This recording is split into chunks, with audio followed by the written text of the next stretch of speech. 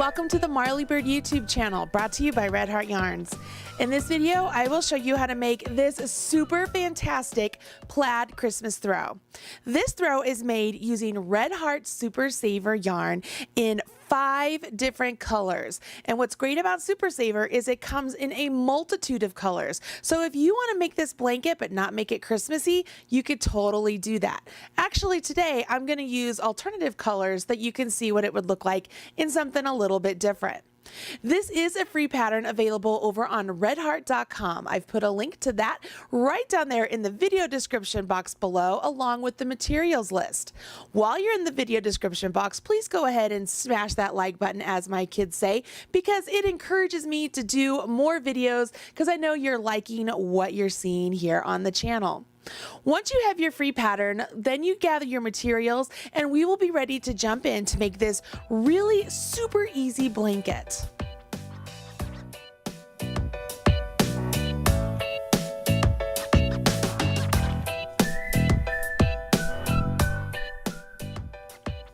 You have the free pattern and you've gathered your materials and you're ready to get started. But before we can jump in, we have to take a look at the pattern just for a second. Your pattern looks a little bit like this, doesn't it? It's pretty cool. It has a beautiful picture of the blanket right here on the top, and so you can easily see how all the color changes are made. The other thing I want to point out is on page 3 of the pattern, you'll see that it has a really awesome color chart for you. Now, the way you will read this color chart is this first one up here, as the numbers are listed vertically, that is the chart you will use for the body of the blanket. This chart right here, as the numbers are listed horizontally, that's the chart you will use for the chains that you weave through the body of the blanket. I found that adding these charts to the pattern was really helpful for me because I'm such a visual learner that sometimes I will forget what color is supposed to be next. And if I am following along a simple little color chart like this, it's almost like paint by number for me. I'm just using yarn. So that's how you will use this little chart when it comes to colors. If you don't like to use charts, don't worry. All of the colors are also listed right here, along with how many rows you will use for each one. So there are 2 different ways for you to accomplish the color changes in this project. The other thing I am going to point out here is that there are a lot of ends to weave in, you guys. You will not be carrying your yarn up along the sides of this blanket. So I am going to highly encourage you to get a bent tip tapestry needle. These bent tip tapestry needles are steel and they are amazing, and they help you weave in your ends superbly when you're dealing with the Red Heart Super Saver yarn, which is 100% acrylic. Okay, those are the few things I wanted to make sure I mentioned here at the start. The next thing I want to mention is that you do not have to use Christmas colors to make your blanket. As I mentioned at the start, you can choose any colors you want for this blanket. Just choose 5 complementary colors. In today's video, I have actually wound up some different yarn from different scraps that I had laying around, and I thought these colors looked really great together. They're all Super Saver and they're a lot of fun. This is what I will be using today, but you can use any 5 colors you choose. Go ahead, grab your hook, and let's jump in. This blanket is made up of a 2-step process. The first is to make the Filet Mesh, okay? That's the body of the blanket. That's sort of like the groundwork that we have to make up. And that's where I mentioned that you would follow the chart on page 3 with the vertical numbers. You'll notice that all of the color changes of the stitches that look like they're running in this direction are done in the Filet Mesh portion. All the stitches that look like they're running vertically, those are actually just chains that are woven into the Filet Fabric. So all you really need to know in order to make this blanket is a chain stitch and a double crochet. Pretty cool, right? Like I said at the start, this is all about the finishing when you're making this blanket. So let's go ahead and start off with the Filet Fabric so that you can get started. Let's set this out of the way. for the fillet mesh, you need to chain an odd number of chains. Now, the chain amount for the actual blanket is 173, and that will get you a very large blanket. But if you wanted to change the blanket up a little bit and maybe change out how many color combinations or the sequins, you could go ahead and do that simply by chaining an odd number. For today's example, I'm just going to chain, let's do 21 stitches. Once you've completed your chains, you will do a double crochet in the 5th chain from your hook. You simply yarn over your hook, go into that chain, yarn over, pull up a loop, yarn over, draw through 2, yarn over, draw through 2. You've now completed a double crochet, and these skipped 4 chains actually count as a double crochet and a chain 1. And that's important because on row 2, you will be working into that turning chain. You then continue on and it will chain 1. You will skip 1 chain and work a double crochet in the next chain. You'll notice in the pattern there is an asterisk next to these set of instructions. What that means is you will repeat the series of instructions from that asterisk. So once you've completed this double crochet, you will chain 1, skip a chain, and then double crochet in the next chain. You continue doing this all the way down to the very end. And if you're following along with the blanket, you will be left with 171 stitches or 85 chain 1 spaces. Once you've completed row 1, you will go ahead and turn your work. You will then move on to row 2, which is chain 4, 3, 4. This counts as a double crochet and a chain 1. And you will go ahead and you will double crochet into the next double crochet. So you find that next double crochet, go into that stitch and complete a double crochet. You will be stacking your double crochets on top of each other. That is how you complete filet crochet. You're creating these sections of spaces, these squares that will be a space for us to insert or weave through the chains that we will work in the second part of the blanket. You'll see here I'm just chaining 1 after my double crochet, and I'm placing double crochets in the top of each double crochet all the way down my row. When I get to the end of the row, I will go ahead and remember that this initial turning chain counted as a chain 1 and a double. So I will chain 1, skip that first chain, and work into the chain after that. Make sure I do a double crochet in that next chain. Now, I have friends who like to just work in that chain 1 space instead of finding the actual chain, and you could do that if you want to, but for me, I like to work into the actual turning chain because I think it looks cleaner. You can see here, I have a nice clean line right there. After you complete row 2, it's just a matter of continuing on working row 2 following the color sequence. So why don't we go ahead, work one more row 2, and I will show you how to change colors at the end of this row. I'm to the point where I need to put a double crochet into my turning chain. I would go ahead and begin my double crochet. So I've gone into my chain, yarn over, pull up a loop, yarn over, draw through 2, but I will pause at this point. So I've partially completed that double crochet. At this point, I would grab my next color. So for me, I'm just going to grab this really righteous pink color. It's pretty stunning, right? And what I'm doing is I am resting the tail of the pink right next to the blue, making sure it's a nice long tail. I like to have nice long tails to weave in. And then I yarn over my hook and I will pull the pink color through instead of the blue. What that does is it finishes off the double crochet, but it also allows me to have the pink color on my hook ready to work into. At this point, I could go ahead and I could snip the blue and be done with it. I just made it just about as long as the tail I left. And I have friends who like to just do a simple little like tie knot right here, just a simple one just to hold it in place because they feel like it's just a little bit more secure. And then before they weave in these ends, they go back and untie that knot. What you would do here is you would carry on, but you would not use the blue anymore. We have the pink loop on our hook, and we would carry on with our row 2, starting off with a chain 4, and then working our double crochet into the top of the next double crochet. See how you get that really great color change, but we don't have any color bleed going on in that double crochet. And that's all there is to it when you're making the body of the blanket. It's just made up of the filet crochet. Super easy. You change colors at the end of the row.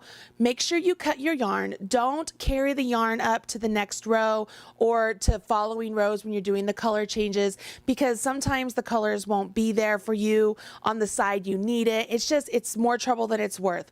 Go ahead and cut the yarn and leave yourself a nice long tail. You guys know I like 4 to 6 inches of a tail to be able to weave in later, especially when I'm doing projects like this where there are so many tails to be woven in, and it's something that's going to be used continuously and possibly be washed more often than something else because it is a blanket. Okay, what I want to do now is I want to show you how I would weave in those tails as you're going along. Don't wait to the very end to weave in your tails. Okay, I'm going to show you how to weave in your tails now.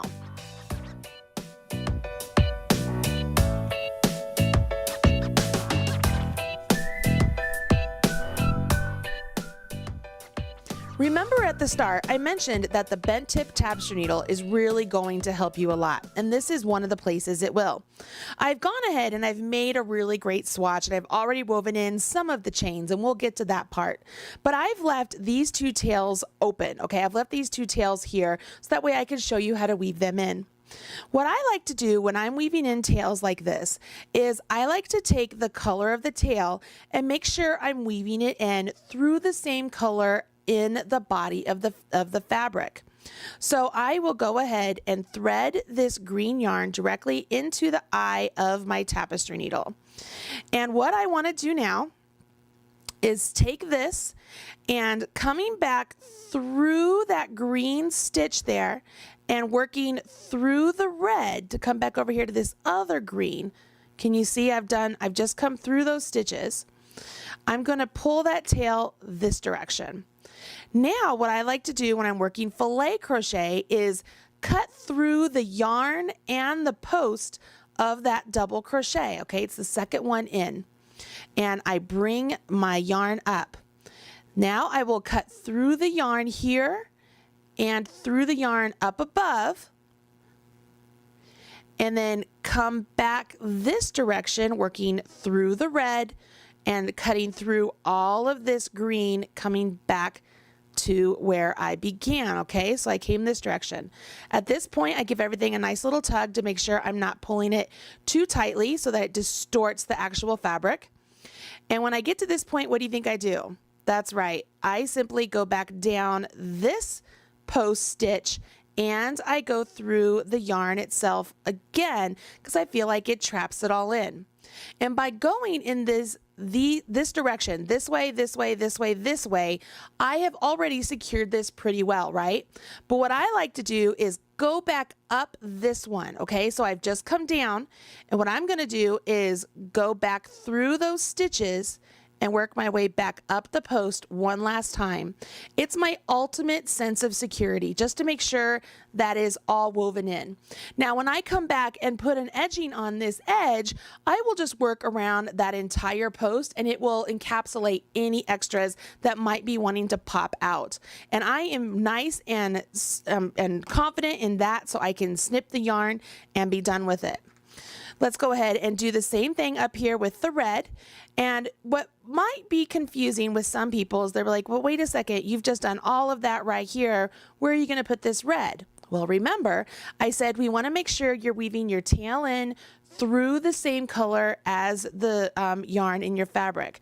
So what I will do here is, instead of popping it back through those stitches going that direction, let's pop this up and go this way. Let's go up through our post like we did the green coming down.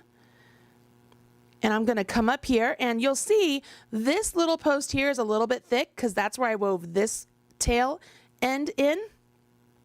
So I'm bringing that up. I'm going to come into this direction, More than anything, this just shows you the possibilities of how to weave in your ends so that they don't come undone. And then for this, I'm not going to go all the way around in the full square, okay? Let's maybe come down this post, all right? And then I am going to go back up this post and just pop my way back this way. So now I have gone the multiple directions like I did the last one, but it's just slightly different, and this is not going anywhere. There is no way that it's going to come undone. I snip it, get rid of my tail, and my ends are nice and woven in. Pretty, pretty, pretty, pretty, pretty, pretty. I love it when my ends are nicely woven in. Now, I'm going to show you something that I'm not very proud of. I had my blanket done by a contractor, and she did not take the time to weave in the ends. So I want to show you a cautionary tale. For those of you who are like, I hate weaving in ends, I'm just going to work over them, it's going to look just fine. Let me show you how awful it looks.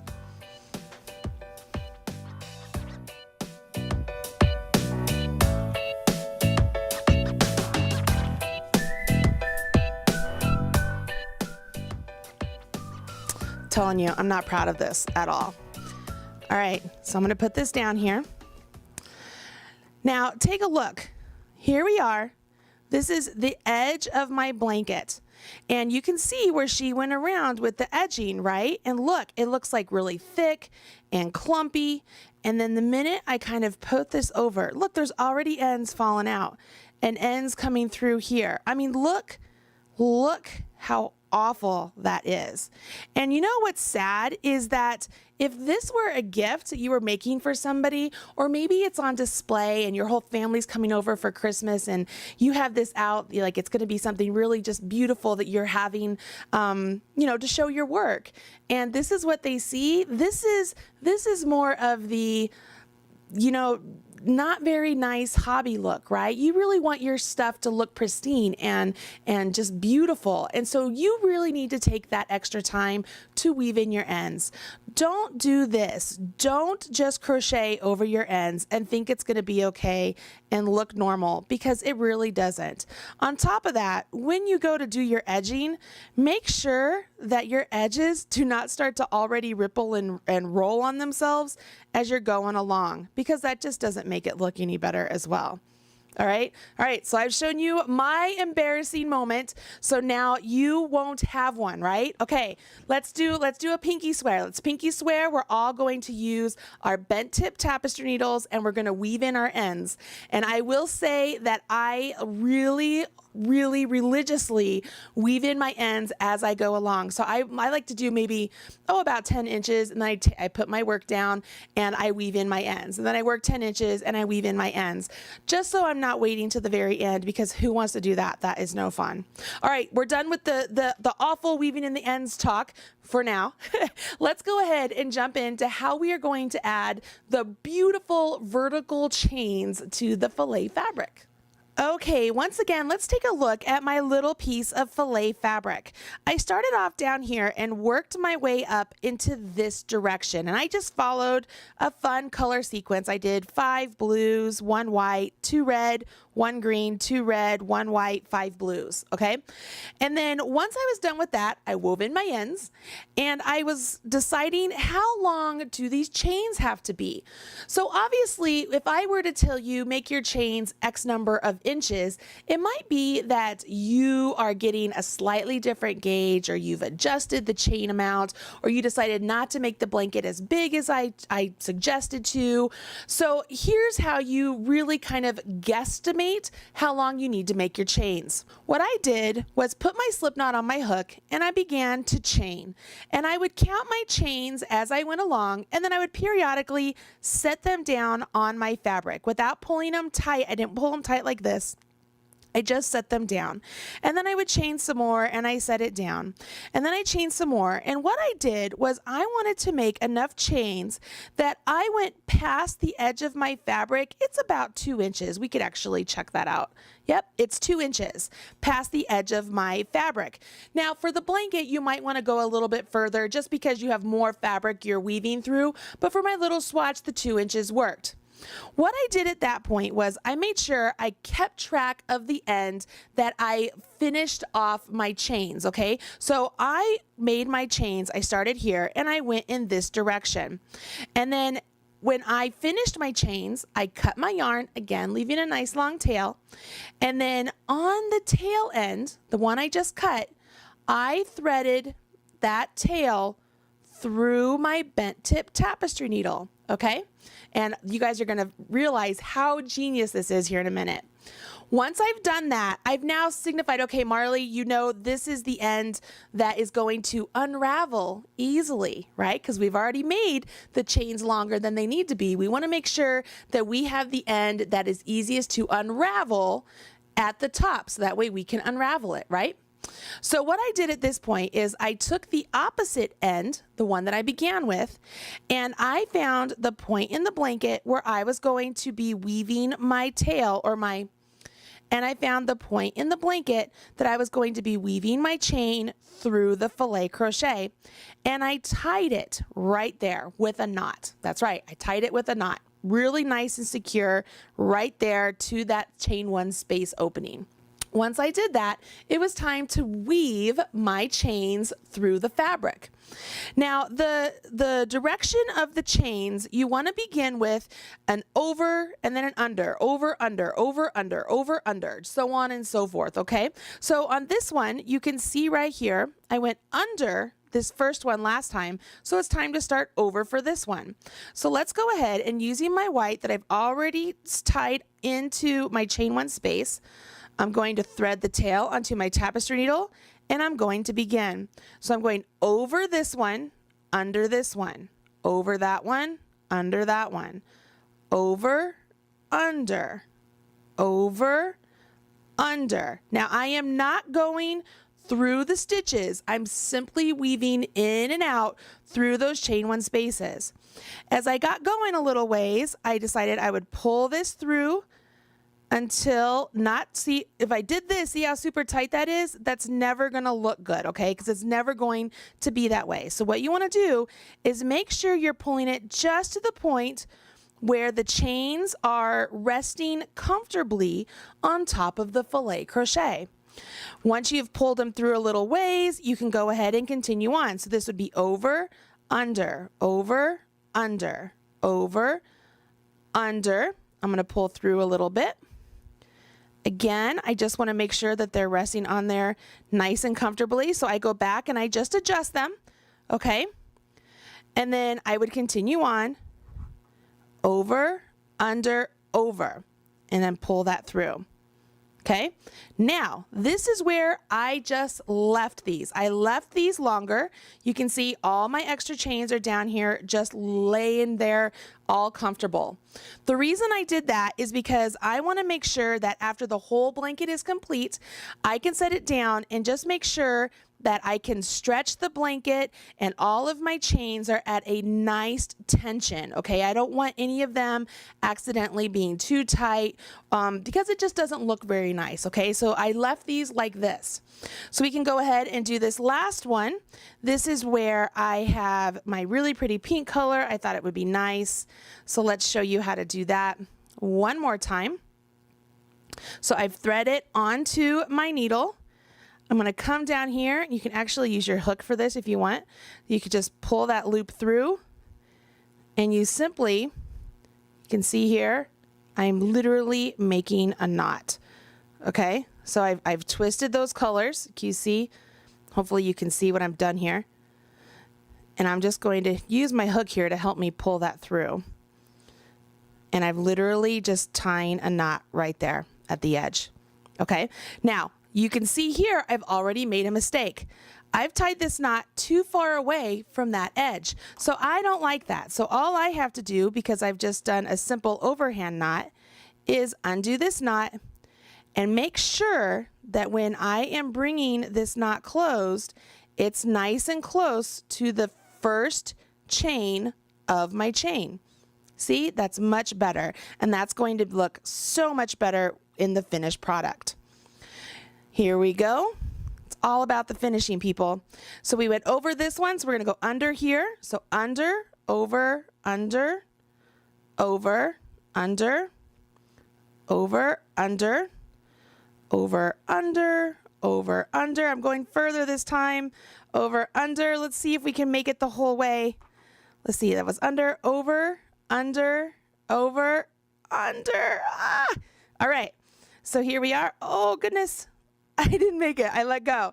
Over, under, over, under. Okay, don't let go. And pull all the way. Well, my needle came out, but that's okay.